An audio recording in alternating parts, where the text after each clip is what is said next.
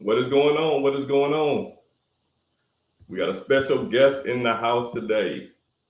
We got a special guest in the house today. I see we got John in the building.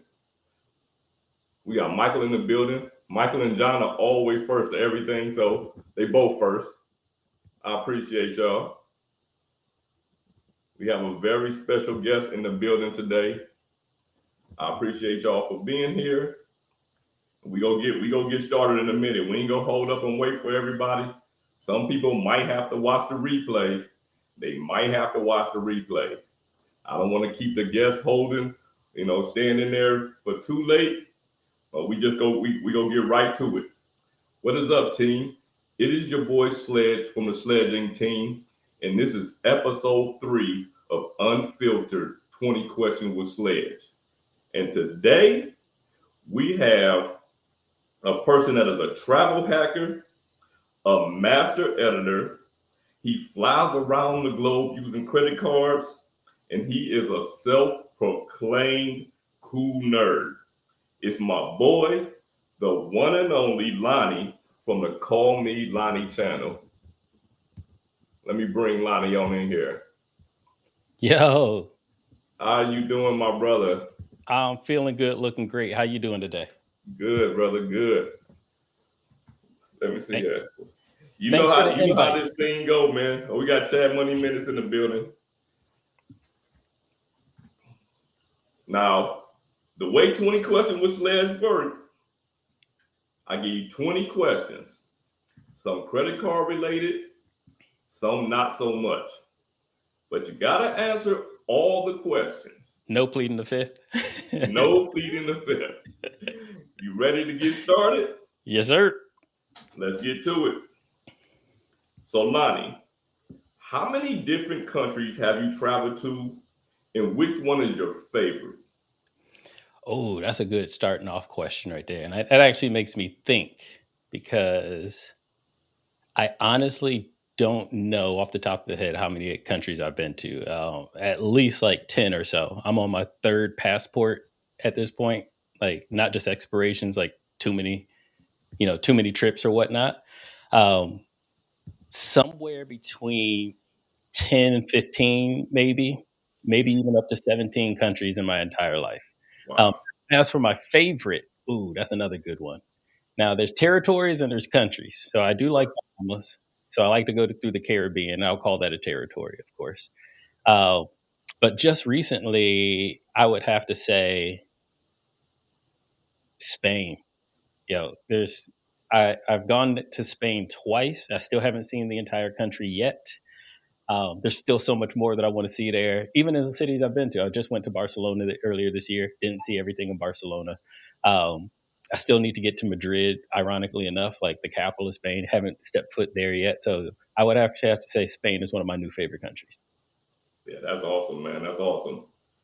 Now, when you fly to these places, do you usually fly in economy, the main cabin, business, or first class? Uh, Typically. so this is a two-part answer because it depends on the scenario. Uh, for the most part, I would say business class. And I'm going to say business because, as most everyone knows, I'm a huge United loyalist. I fly United product more than any other thing. In America, we don't really have a first class like compared to European or Asian countries. So it's first class for the US, but it's not first class for the rest of the world. So I'm going to say I normally fly business class, which is like United's Polaris, the lay flat seats, nice little small cabin and things like that. Now, I used to fly business all the time, but that was also before fatherhood. So my son is now a year and a half old.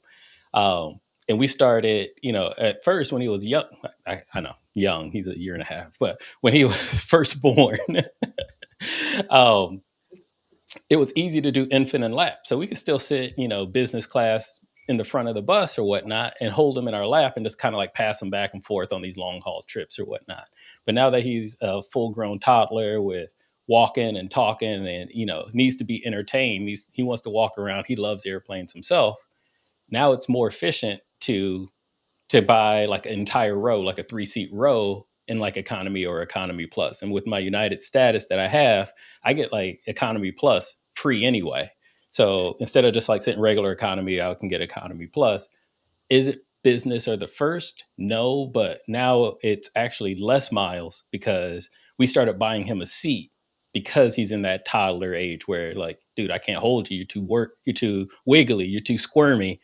You can have your own seat. And so right now, if we were to take a long haul flight, most likely we would either, unless it's like a free upgrade or whatnot, I would book like economy or economy plus, I should say. If we got the upgrade, sure. If not, no.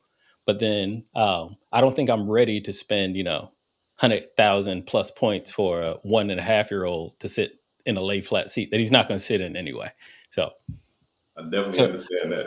I'm in a transitional parenthood, how I book my family vacations now. Let's just say it like that. Hey, I got you, man.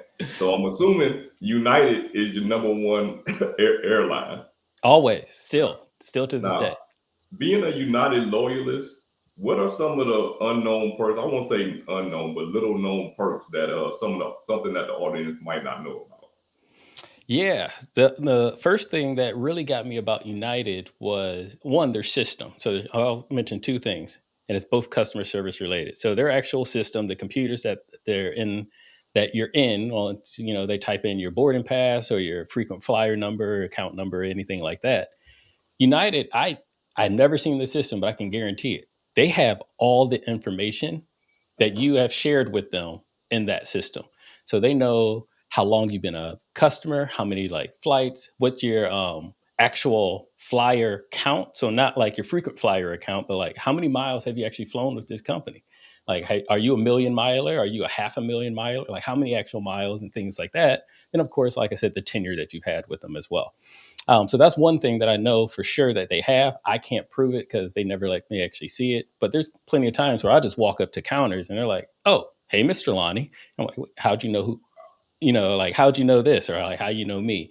And then the second part is their customer service because of everything that I had just mentioned. And I've said this a million times before. United takes care of their loyalists very well, and that's how I know they keep track of how often this person flies with us, how often this person engages with us. Do they have a United card with us or not?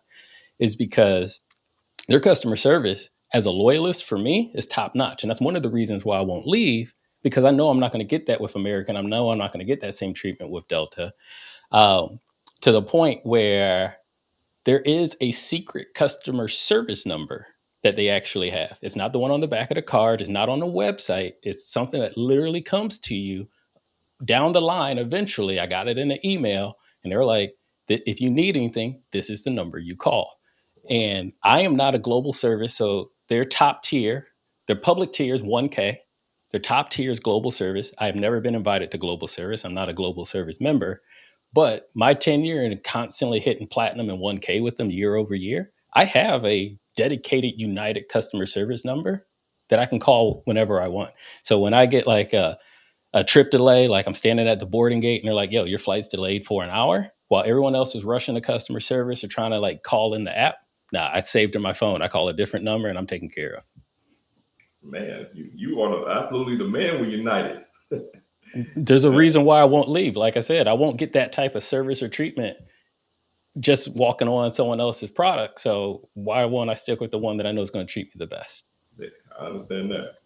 Yep. Now, can you tell the audience some of the clever ways that you have acquired some of these points so that you can travel like this? Yeah. So my whole thing was, so I don't call myself a welcome bonus chaser. Nothing against folks that want to like sign up for a new card and live off those welcome bonuses. So for me, I found what I call point stacking, of course, if you've seen any of my videos. And what I mean by that is there are so many different tools and resources out there that provide you extra points. I know you went live yesterday and you went really hard on shopping portals. Shopping portals are literally easiest way to get extra points. They're already established retailers and merchants for companies that you already shop at. And it's literally an extra maybe clicks of the mouse if you do it online.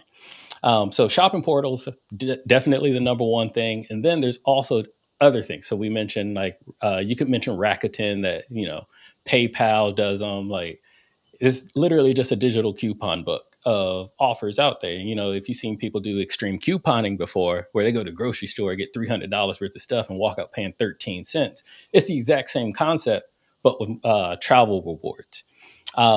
So some of my other favorite ones outside of shopping portals is the standard grocery store like gift card hack.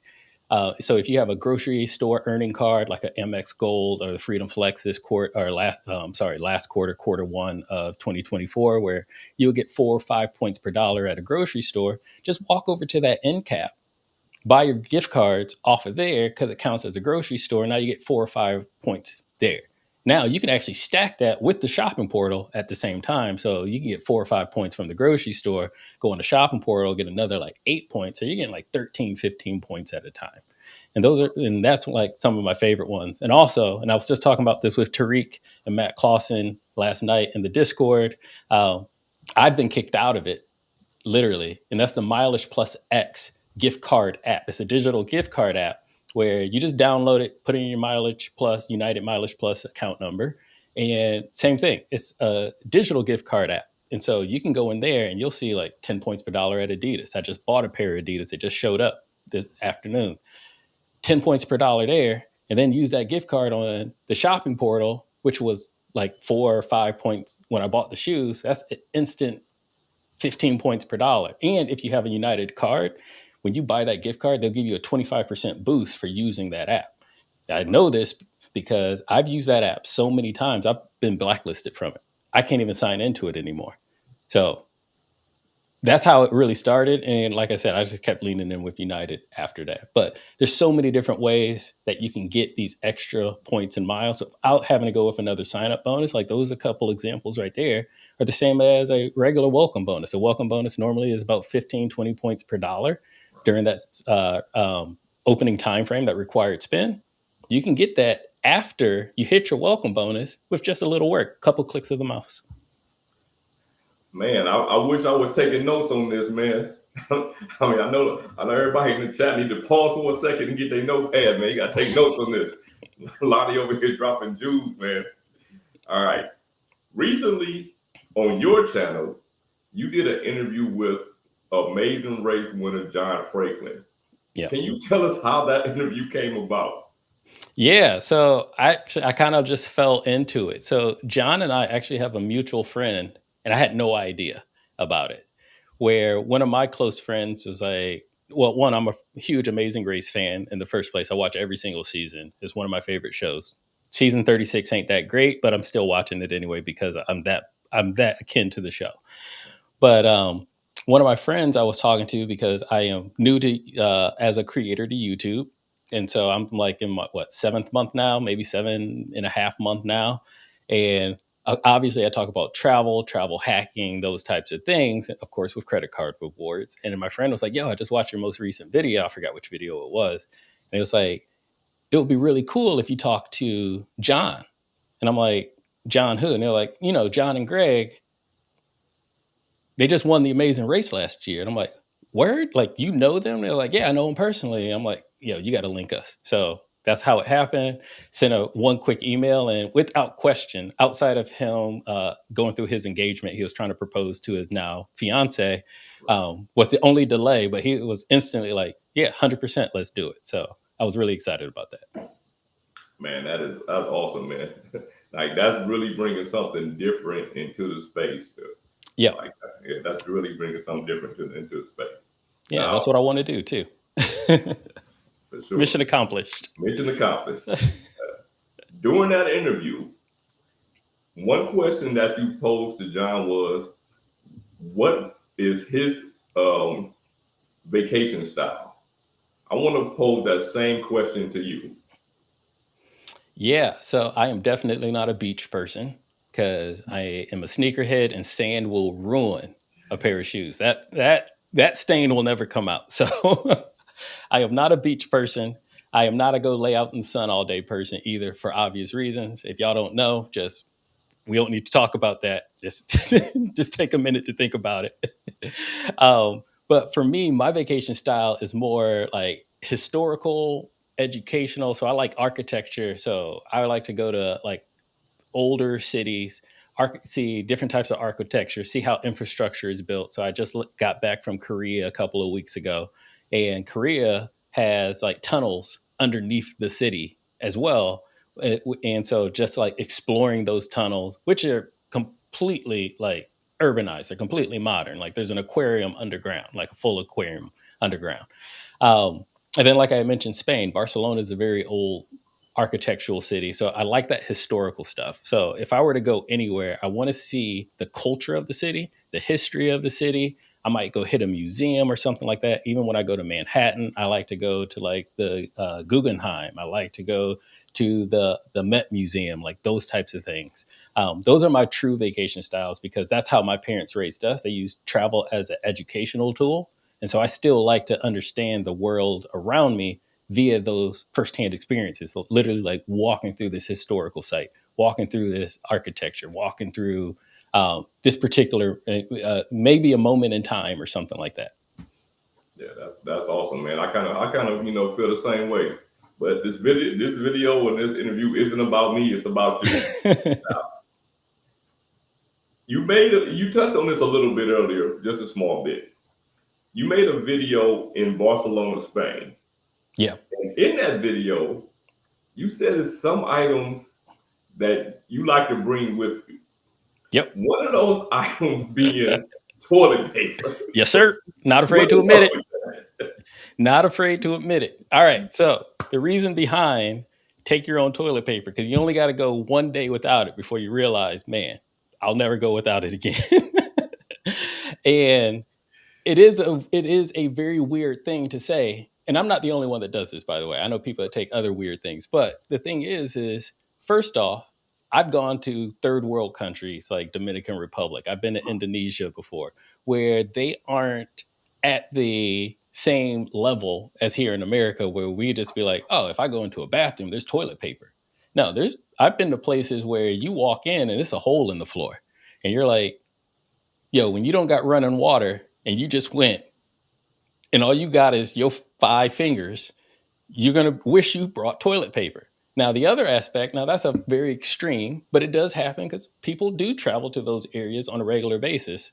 Like for all the people that talk about the Maldives, get off the island and guess where you're at. You're going to be, I swear, you're going to wish you brought some toilet paper. But anyway, the other side of it is that I'm not afraid to admit I'm a little bougie. And so like, think of what you actually buy at home. Like, is your paper towels the same dry, rough, hard paper towels that you see at your corporate office? No, you probably got Bounty that's like 2-3 ply, super absorbent. Same thing with your toilet paper. You'll buy the one that's most comfortable for you, but you're not going to get that even at some of the most luxurious hotels out there. They're going to it's a business cost for them, and they're not going to spend a lot of money on like 8-ply quilted cottonelle. So in my case, like, I'll just go get my own. I'll just take my own, so that way I don't have to ever worry about what someone else has and have to deal with any of that. I'm just taken care of. I take care of myself. All right, so I had to ask that question. It's fine. I'm not afraid to admit it. I'll share it with somebody. Watch. If we're gonna be on some type of creator something, it could be a creator meetup. We could just be like hanging out somewhere, and someone's gonna be like, "Yo, they out of toilet paper," and I'm gonna be like, "Nah, I need you. You got to say that you need it now. Now, like I'm gonna make y'all work for this now because I got it in my backpack." For anybody who future guests on this channel, just listen to the last question that I asked Lonnie. I do watch your videos, and I do go back and pick out certain parts to ask in there. So you also comment on every single one, and I appreciate it. Absolutely. Now, let's get into what everybody is here to talk about, and that's credit cards. Yep. But I still want to stick with travel a lot because, that's kind of like your thing. Now, since you are a heavy traveler, when you take a trip, what are the must-have credit cards that you take with you? Oh, that's a good question right there. First and foremost, my Chase Sapphire Reserve. It's one of my strong and loyals. It's the old mule in my wallet. And it's only because it's so universal. No foreign transaction fees. It's accepted everywhere. When I travel, most of my expenses while traveling fall into their bonus categories like dining, of course, travel, hotel, transportation, like in a taxi car, whatever, anything like that, taking a train, like if you're in Japan. And so no matter what, I know safely I will instantly be getting like my 3 points per dollar from that card. So that one is like my tried and true, must come with me on every single trip. Now, depending on the trip, I might take a couple of extras. So, because obviously I'm not going to take just one card. Depending on the trip, my United card that usually comes with me all the time as well, and that's because obviously I'm probably flying on a United product. It's the only time I actually use that card. I never swipe it for anything. It's on my United account. But like I mentioned in a previous video, if I'm on the plane and I need Wi-Fi, I can just sign up for Wi-Fi and I already get a discount. And then when it hits my card, I get a 25% discount. If I want to order food while on that plane, because I have that card, I get a 25% discount. So it takes a $10 burger to a $7.50 burger. Not talking about the quality of the burger, just talking about the price. And so that card always comes with me as well. Also has no foreign transaction fee, so it's a backup card. It doesn't get the same bonus categories as the Sapphire Reserve, so it gets 2 points per dollar on travel and dining versus 3, but still, it's more than 1. So that one definitely comes with me. Usually my Bilt card, for the exact same reason, $0 annual fee, same type of bonus categories. If I'm on a trip that rolls over on the first of the month, that's 100% coming with me because I know I'm using that on the first of the month, no matter where I'm at in the world. And then after that, it's just whatever else I could benefit from. So I usually don't take my American Express card, my gold. I do now have the platinum. Y'all saw the before you apply video a couple of weeks ago. So I actually did end up applying for the platinum. Shout out to Chad for the referral link, by the way. But I haven't been on a trip with the Actually, yes, I have. I took it to Korea because I had to hit that 8K sign up bonus. So I put my hotel on that card. But I know I say it myself, I joke around. American Express is not accepted everywhere. It's not accepted everywhere, but depending on the type of vacationer you are, it could be. So for example, when I was in Korea, I stayed at Intercontinental. Y'all saw the room tour video. Of course, Intercontinental took the platinum card. The Starbucks across the street took the platinum card. I've used that card everywhere, trying to hit my, working on my sign-up bonus. But there are others that, I don't normally take my American Express Gold because, as I had mentioned, how I like to travel, going to like the mom and pop areas, the local areas, the cultural areas of like the countries that I go to. It's not usually accepted there. So then I just kind of leave it at home. But those would be the 3 that I guarantee I take with me. No, man. Yeah, man. Support the mom and pop businesses, whether you in this country or out of the country. Yep. Appreciate that. That's where you get the best food too. Oh, absolutely. Now, besides being a credit card content creator, why do you choose to use credit cards instead of other types of payments, such as cash and debit? Oh, that's easy because cash and debit don't earn me any type of rewards back. So I learned a long time ago when I first got into my travel strategy and my travel game, as I was first building it up, to realize that with enough points and miles, you can travel for free. And I had mentioned this in a previous interview with Calvin of the 850 Credit Club, that one of my first epiphany moments is how I flew from New York to LA and back to New York for $10. I only paid the taxes one way and paid the taxes the other way. I used everything else with miles from, it was an American flight, so American Airlines flight that I took that on. The thing is that credit cards can give you those rewards. So if I can use that for my everyday spend, why do I need to pay? So I got to buy, bread, eggs, milk anyway. Then go pay for a vacation on top of that after I bought all of that? No, let's go buy the bread, eggs, and milk and have that fund the points and the travel rewards and the miles that I'll receive for the vacation that I'm planning on taking instead. And so that way I don't have to pay for the vacation. I've already paid for it through my everyday spend. Absolutely, absolutely. Thanks for dropping those juice for the people that aren't in the credit card community so strong, the people that's watching, that's trying to get into it. This is why we use these cards like this. Yep. Okay. Now, what are some of the common myths and misconceptions about credit cards that you often encounter, and how can viewers avoid falling for them? I think the biggest one is that having too many cards equals you have bad credit or you're not financially stable, I would say. That is a huge myth that is clearly not true. My credit score is like 830 something right now. And I have, well, 10, 11, 12 different credit cards. Uh, and as most of my fellow creators in this space, some of them even apply for cards multiple times a month. And they can still have above 700 credit scores. So it's not that having a lot of credit equals bad on your credit score. Actually, it could actually end up equaling good on your credit score if you're well versed, well educated, and you follow the right rules. I'm not going to say go apply for 6 cards in one day. No, 100% don't go do that. But can you spread that out over a couple of months, maybe 1 card a month, and still be fine? Absolutely. Can you do 4 cards a year, 1 every quarter of the year, and be completely fine? You'll probably see your credit score go up if you did it in that manner. So plan ahead, and with that, with all of that being said, actually, plan ahead and do your research, have your education. If you need to, talk to a financial advisor, talk to someone in the credit card space, call your local bank. If you're in Chase and you don't have a Chase card yet, call Chase. Chase will break this down for you to help you out, to get you into it because they want you to have their product. So, yeah, I would say that's the biggest myth. And one of my biggest pet peeves as well is that I don't want to apply for another credit card because I don't want to ruin my credit score. Well, you can probably help your credit score by applying for another credit card, to be honest. Man, preach, brother. Preach. All right.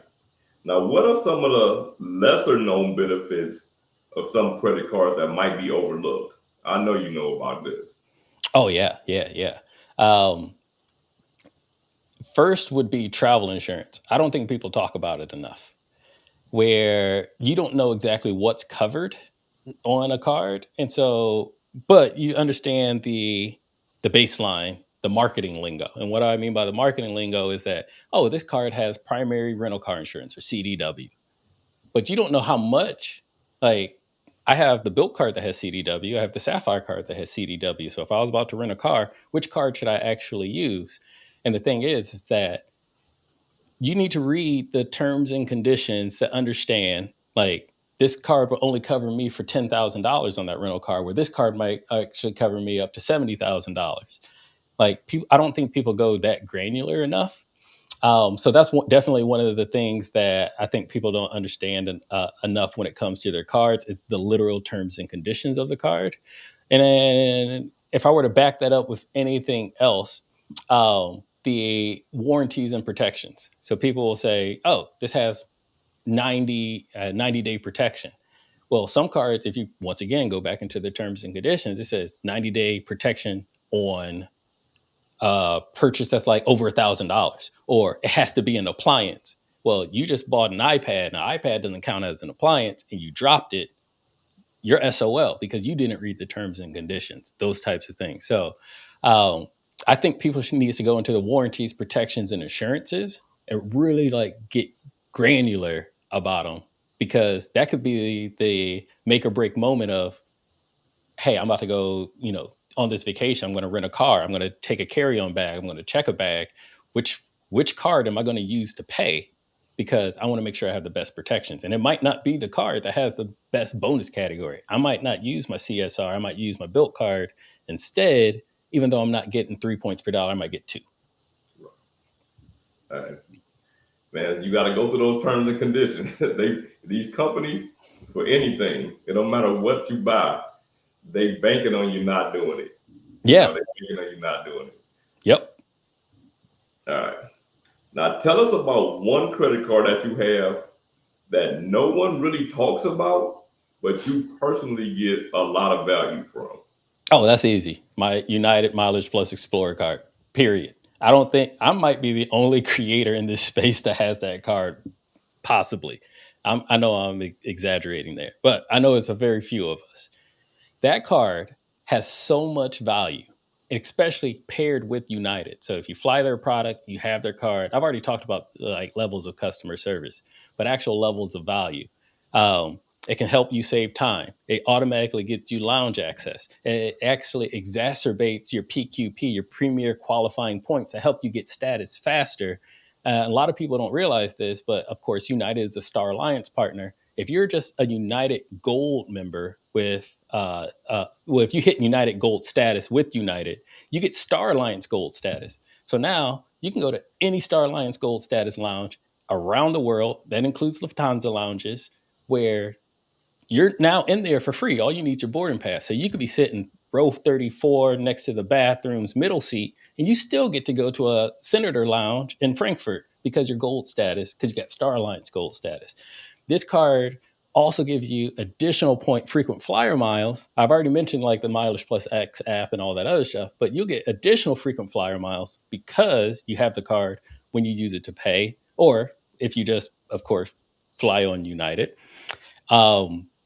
What else? All the discounts. So because you have the card, just booking a flight with miles or points, you get a discount. That's what they call a saver award on United as well. So now you're saving money and making more miles than if you just paid flat rate out of cash, which is another great benefit. Like, dude, I can go on and on and on about this card. And like I said, I don't actually use it to buy anything. It just holds value for me to just have it active and fly on their product. And that's where I get all the value from. And it's only a $95 annual fee card, which compared to other cards is almost nothing when you think of $250, $395, $695, and higher than that. All the value that I get is worth way so much more. And I haven't even got to everything on it yet. Like the 2 United Club passes for free every year. That's a $59 value per pass. So that's $118 right there. You're guaranteed boarding group 2, guaranteed. You'll, no matter, once again, you sit in the back of the bus, middle seat next to the bathroom, you're still boarding group 2, which means your carry-on bag will get in that overhead bin, period. That's, once again, that's additional value, preventing you from having to check a bag. And speaking of checking a bag, you'll get 1 free check bag just for having the card as well. So even if you do check a bag, you're saving $35. And that free check bag actually goes for up to 8 people on your itinerary. So if you and your giant family are all going, everybody gets a free check bag. And if you got that status perk, like I mentioned with the Economy Plus, everybody gets a free Economy Plus as well, all just from having that card. And that's not even all of it. I'm just going to stop there, though. 8 people can get free check bags. 8 people. I've done it. Right, I have done it. 8 people. You know what? This question right here, it's not part of it, but you mentioned the Star Alliance. Yeah. To dumb that down for people, can you explain what that is? Yeah. So Star Alliance is, call it like a clique or group of friends when it comes to airlines. So here in the US, we have 3 major airlines: United, American, and Delta. And each one belongs to a different star or airline alliance partner, which is Star Alliance, One World, and SkyTeam. So Delta's with SkyTeam, Americans with One World. Also, but the thing is like when I say like a group of friends, if I needed to borrow $5, I'm going to go reach out to somebody I'm really super close to, like Sledge. Like, hey, Sledge, let me get $5. So a Star Alliance or a airline alliance is the exact same thing with different airline partners. So for example, United, my favorite, is a US-based airline. So it basically flies within the US to another country and back to a country. But if I wanted to be in Europe and travel through Europe, I can't really take United from London to Italy because they're not a European airline. Lufthansa, one of their best friends that they will ask $5 for or from, is. So now I can go through United and be like, hey, I'm flying to London. I'm trying to get to Italy. And they'll be like, cool, take our buddy over here, Lufthansa. And then I'll just book. They'll help me book that through them.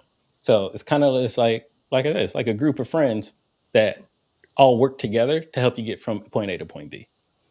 Okay, awesome. Now, we all make mistakes in life. Now, can you share a story about a time that you made a credit card mistake and what you learned from that mistake? A time I made a credit card mistake. Now, I know I've made some. I'm trying to think of one because you don't normally want to remember that type of stuff. True.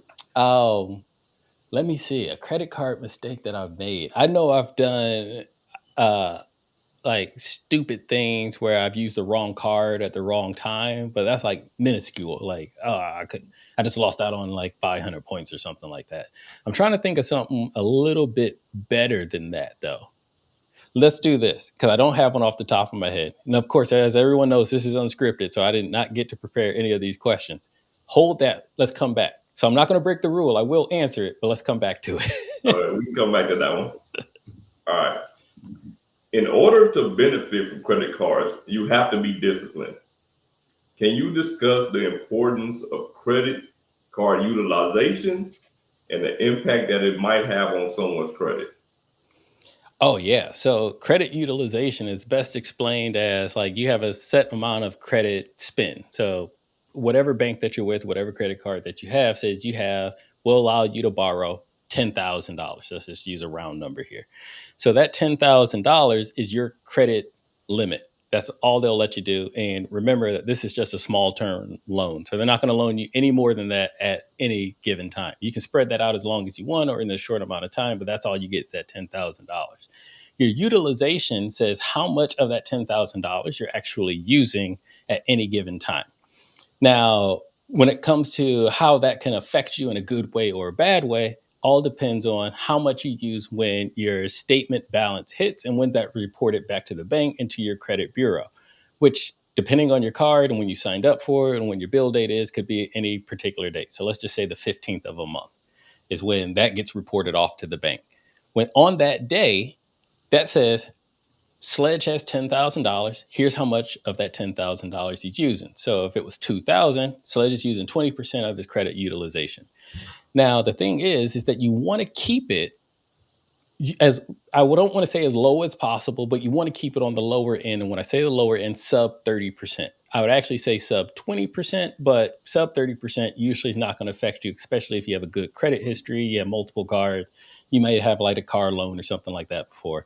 So at least sub 30%. But let's just say Sledge had a large expense and used $6,000. So he's at 60%. Now, depending on how often he does that, it's not going to be a big deal. First time, whatever, it's the 15th, he's at 60%. Cool. Here, you know what? He's been with us for 10 years. He's cool. He's fine. We're all right with it. Not going to be a huge hit. The problem with credit utilization is if you stay above that 30, that hypothetical, that fictitious 30%, that's where it starts affecting you because now it looks like you're not a reliable, financially savvy card holder, which is a liability for the banks. And liability means, hey, we gave this dude $10,000. He's sitting on $6,000 and we're not getting our money back. They got to go do something. They got to go tell mom and dad, which is the credit bureaus. And that's where your credit scores and things like that start to change and can affect you. So I will say this, whatever you need to do, just plan ahead. If you know you got a large purchase, like I mentioned earlier, don't use your debit, don't use your cash. But if you need to save that up because you know you're about to make that large purchase, do that in advance.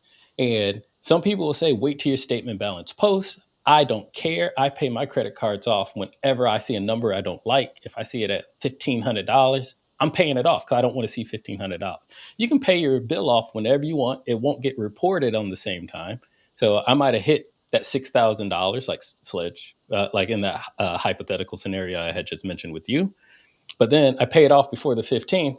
All they see is zero because on the 15th they saw zero. So your credit utilization can help you, but also hurt you depending on one, your credit history, and two, how much you use at a particular time. So I know everyone says pay your bill off in full every single month, but do what's best for you, but also plan ahead to do what's best for you. Man, they better get their notepads, bro. They better get their notepads, man.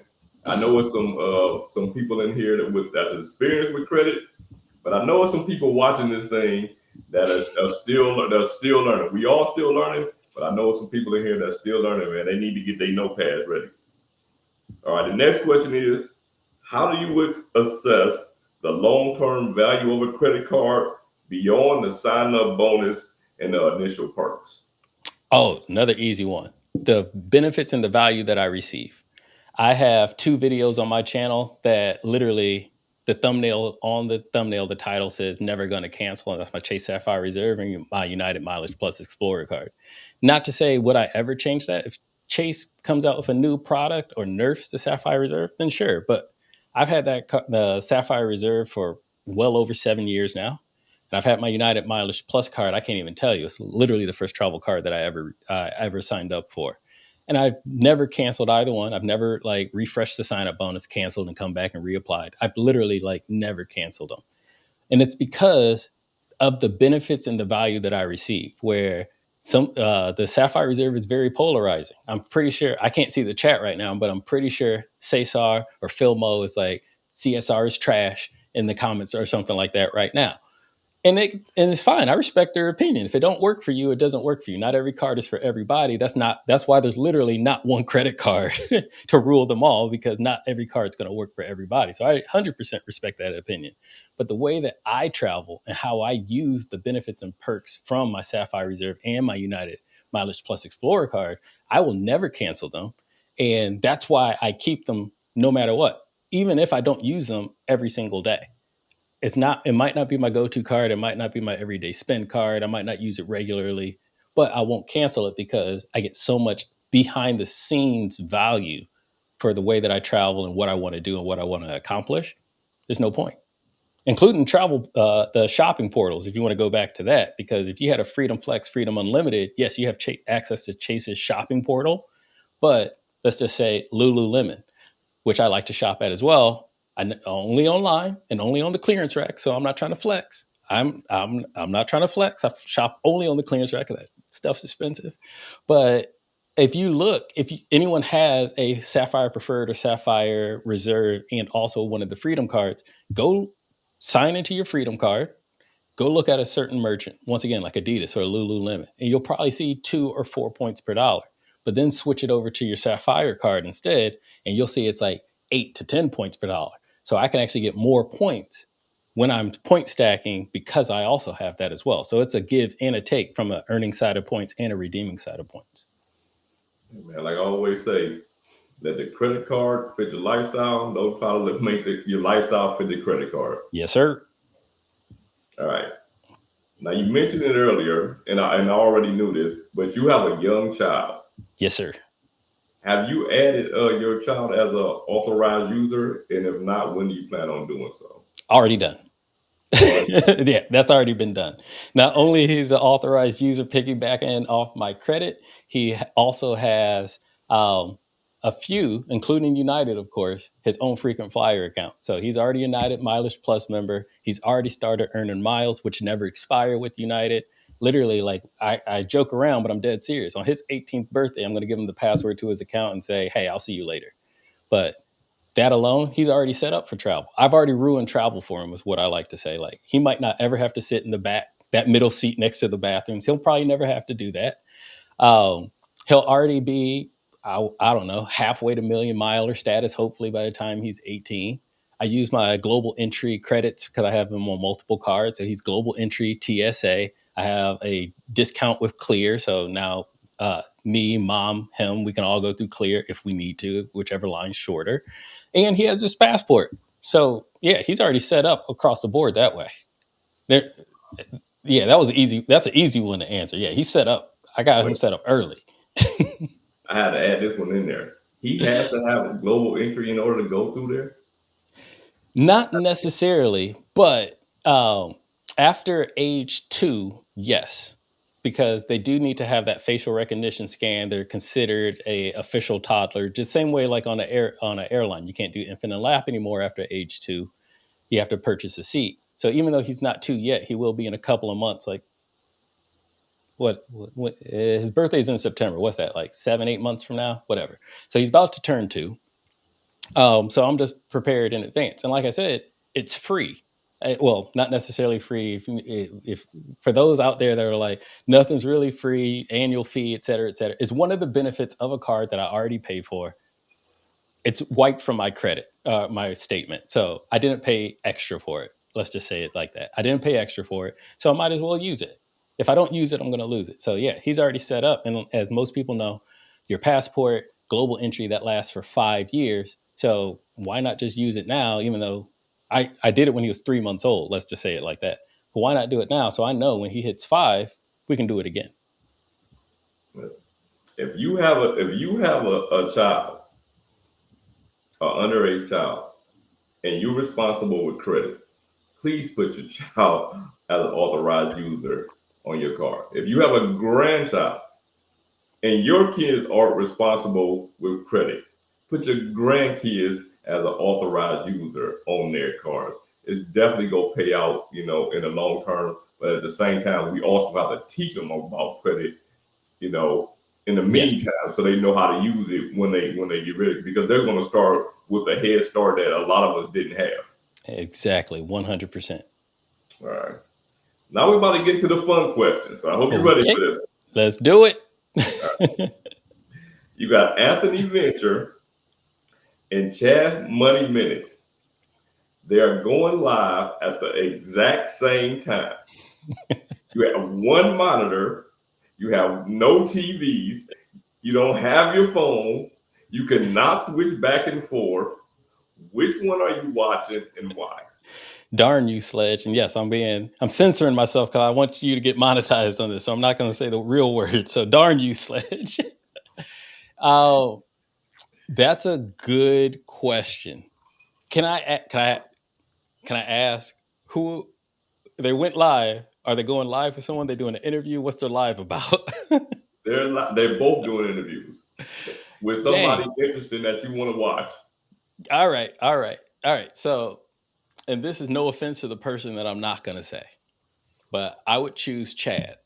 And the reason why is because Chad is by far my one of my biggest and hands down the earliest supporter of me and me as a creator in my channel. So if I had to choose and I could only choose one, I'm going to go with Chad to show that support. I've said this a million times. Most people know this. Chad subscribed to my channel before I even hit 100 subscribers, and I'll never forget it. On top of that, how many times has this man dropped my name without any request, action, or anything else? He just did it out the kindness of his heart to help support me and to put my name out there. I'll even go as far as to say people that are in the chat right now probably learned about me and my channel from Chad. They were led to my channel from Chad. And so because of that much support, and he continues to support, and I 100% love and appreciate it. And I don't know if I'll ever be able to pay it back. I would go with Chad for that reason. I'll tell you what, I learned about your channel from Chad Money Minutes. I learned about your channel from Chad Money Minutes. Yep. Yeah. And I'm not surprised. I definitely wasn't an earlier subscriber as Chad was, but I was definitely an early subscriber. You were definitely early, and I knew it because of Chad. To be completely honest, I think the first time you reached out to me, it was like, "Yo, Chad told me about your channel. You got good stuff." I remember that first message. All right. Now it's obvious that you a fan of credit card content because you yourself support a lot of creators in this space. hmm But this is Unfiltered 20 Questions with Sledge. Yep. Who are some of the creators that you have unsubscribed to or just don't watch anymore? I see. This is the one question I was prepared for because you asked Tasha this a couple of weeks ago, so I thought this question was going to come. Everybody's getting this question. um, I actually, so I'm not going to say I unsubscribed. And the reason why is so for anyone that's not a creator, so the community of y'all that support us and watch us but aren't creators, of course, once you have like your Gmail account that you sign into, that's what I call your personal account. So I have a personal account as well. But once you create your YouTube channel is a separate account. And so instead of unsubscribing, I just started using my creator account and start subbing to people there. I never actually unsubscribed. But to the second part of your question, I have stopped watching some channels. And I'm not going to say stop watching it in like a malicious way, like, oh, I'm done with this person. But just because now that I put myself in the shoes of a creator, know what that grind is like to come from 0 subscribers. And now I've literally just hit 2,000 a couple, like last week or something like that. Going back to Chad, I've learned a lot watching the way that he supports. Because Chad supports and looks out, and call it the little guy if you want, but smaller channels, people that are just getting started, those types of things. I have also adopted that as well because now I know what it's like on the other end to be that person not, hat in hand asking for subs, hat in hand, like working your butt off and just waiting for someone to show appreciation for the effort that you had put in. And so some of the larger channels that I used to follow before, like Ben Hedges, I'll drop names. So Ben Hedges, Ask Sebi, John's Finance Tips, some of those channels that are like ridiculously larger, I don't watch them as much as I used to. I'm not going to say I stopped watching them, but I don't watch them as much as I used to because I've been so akin to the smaller creators like myself, Matt Clausen, Chad, Sledge, Kiki Adventures, and then even people outside of the this Anthony Venture. I'll say the broader Anthony Venture Discord organization, like R Squared Travels, Richard Debs. He and I have conversations all the time. I hope we can collaborate soon. Birch Finance. Also, if you like my editing, you like my satire in my video, go check out that guy's videos. He doesn't do one every single week, but when he does one, it's top notch, it's funny, it's entertaining. I think I already mentioned Matt. Josh, I literally just finished talking with Josh, who started going live I think for the first time this week. These are all people that are smaller channels. They still have really great content and great context, but the difference is that because they're a little bit smaller, I think you also see a little bit more grind, a little bit more effort in their channels, which is what I resonate with the most. I want to see channels that are trying to push the envelope, that are like singing for their supper out there versus like, oh, I can get 10,000 views in my first hour. I don't mind that. Go for it. Absolutely. I would love to do that too. But now that I've become a creator and I put myself in those creator shoes and know exactly how hard that is, I spend more of my time supporting the people that are in the same trenches as me. Man, I really appreciate that, brother. I feel the same way. I feel the exact same way. Some of the creators that been around for a long time, they can make a video about anything and generate views. So I would Yeah. rather And support the other people. And like I said, it's nothing against them. It's not that their content got bad or it's stale or it's not entertaining. It's just I have a different perspective now. The same way as my perspective in life has changed since my son was born. Now that I'm a creator, my perspective on how I engage YouTube has also changed because I can see the difference between someone that puts a lot of work into their video. Obviously, as most people know, I put a lot of work into my videos, to someone that, like I said, is right there next to me, putting the exact same amount of effort, trying to give 110% for that one extra view, that one extra subscriber. Now that I know what that feels like, I'm going to go support them because that's where the hard work comes from. So when these small channels become big channels, that's where my satisfaction comes from, to see that growth. Yeah. This is Unfiltered, so I would just like to say this. I say I'm not gonna make this about me, but yeah, some of the bigger channels become trash. That's just the absolute truth. The younger, I won't say young. When I say younger, I mean younger to YouTube. Yeah. Newer to YouTube. They're the more hungry people that put in that grind and effort. The editing may not be there 100%, but the value was there. What I mean? Because they have to get that value in order to be somebody in this space. Absolutely. And you can, and not to like be too humble and speak of myself, especially like from an editing standpoint. I've Yeah. changed my editing. I have an outsourced animator. I've openly admitted that. Like I don't use like the story block stuff because I saw another creator use the exact same stock images that I was using. I was like, oh, I don't want that. I want to create that differentiation. So I outsourced my animator for my videos already.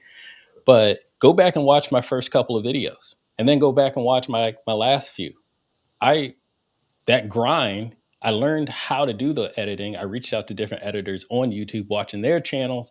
What software do you use? What technology do you use? What equipment do you use? And almost all the stuff that I learned on YouTube. I just made sure to like, I'm going to dedicate an hour this week. I'm going to dedicate 5 hours this week just to help perfect my craft.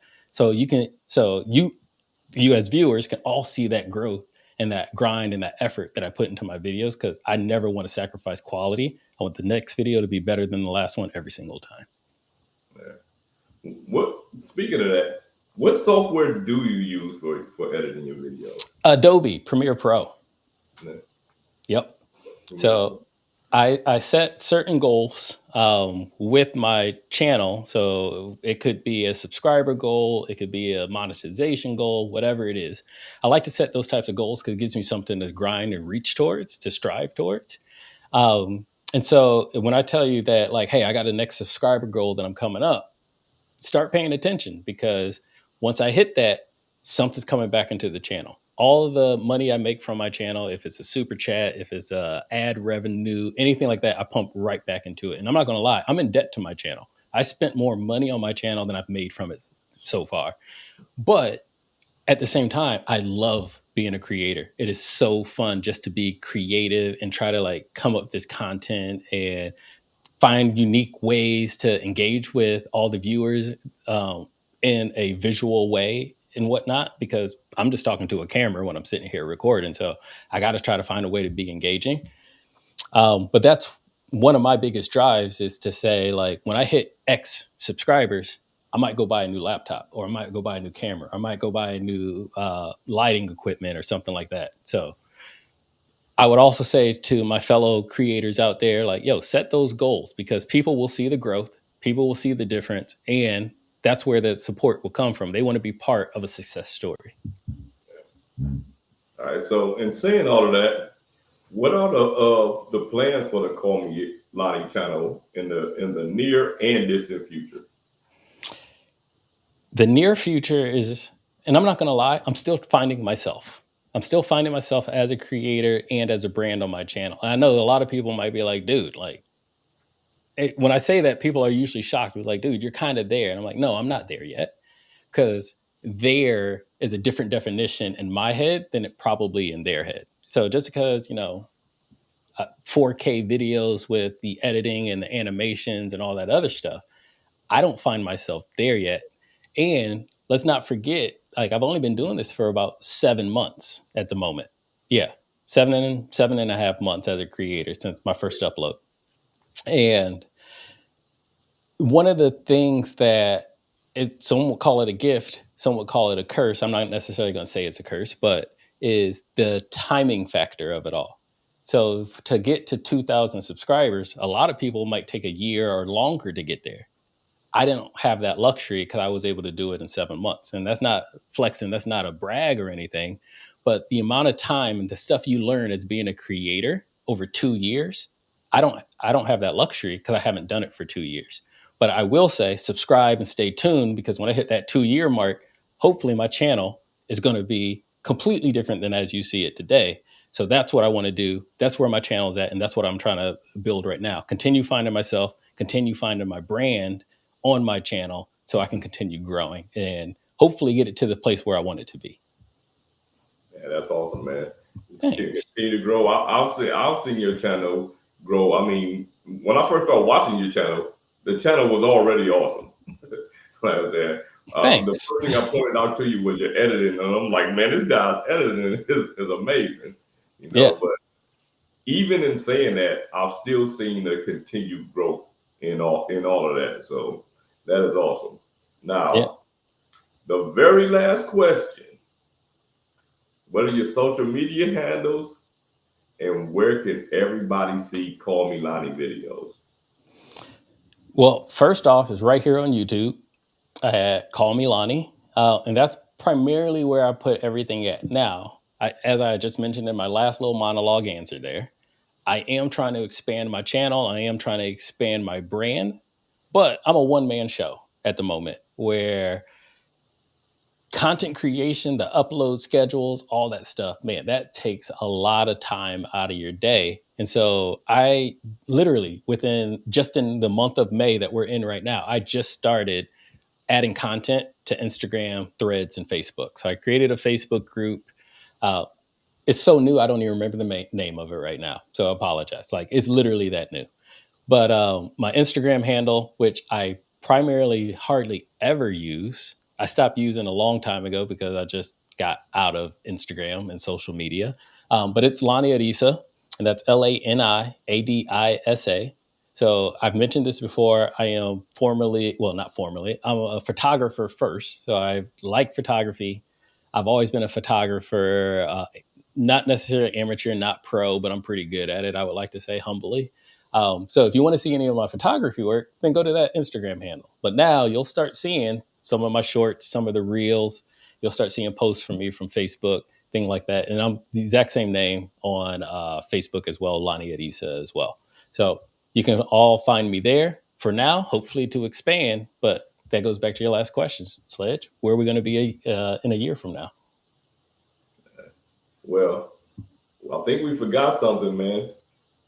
Remember, we were supposed to go back to that question. Oh yeah, yeah, yeah. Oh yeah. The credit card. The The credit card one mistake. mistake. Oh yeah. So I was thinking about this, and I'm not going to say it's a credit card mistake. I'll say it's a purchase mistake that I did on a credit card where we right now a hot topic in the community is cent per point. And are you supposed to get the best value for your points or not supposed to get the best value for your points? Look, anybody watching right now, that your points, do whatever the heck you want with them. It's yours. I can't tell you what to do with the $20 bill in your pocket. I don't have a right to tell you what the $20 bill in your pocket. So if you earned your points in miles, you have the right to do whatever you want with them. Now, that's the context for what I'm about to say, because one of your first questions, earlier questions, was about how I'm able to earn so many points and miles through my point stacking hacks, tips, and strategy. I can get United miles way too easily at the moment, where I'm always just sitting on hundreds of thousands of them. I earn them faster than I can burn them. And a lot of people don't know this, but United also has a shopping catalog for the Mileage Plus members. So, and it's a good one. So if you want like a Toomey backpack, you can have it. If you wanted to use 60, 70,000 miles to buy a PS5, a PlayStation, you could have done it. Where I would say the one mistake that I made was forgetting that catalog existed and going out and buying stuff on a credit card where I could have just used United miles and like not taken anything out of pocket. And I'm not going to say this happened once, it's happened more than once, but like I said, I make those mistakes where I'm like I said, I got a PS5 sitting in my living room right now. And I just went on that catalog, found it again because I got an email from United, found it again and saw a PS5 on there. I'm like, man, that could have saved me $600, easily $600. So it's not a credit card mistake. It is a purchase mistake. And just thinking and now seeing all the stuff that's on there. I have a Toomey backpack that I love to travel with. It's in the darn catalog as well. I paid out of pocket for it, like I was scrolling through it like, man, I could have saved money there. I could have saved money there. I could have saved money there. So yeah, once again, United provides me so much value, y'all, that you prove me wrong. Get me to switch. If anyone from American or Delta is watching this, I dare you to challenge that. Get me to switch. I am a customer service guru. I love to be rewarded for my loyalty. Sure. Holla at me. You know what? Drop my email is literally in the description on my channel. You can come find me when you need to. Man. Ladies and gentlemen, CallMeLani from the CallMeLani YouTube channel. Please subscribe to this guy. Watch the replay of this video.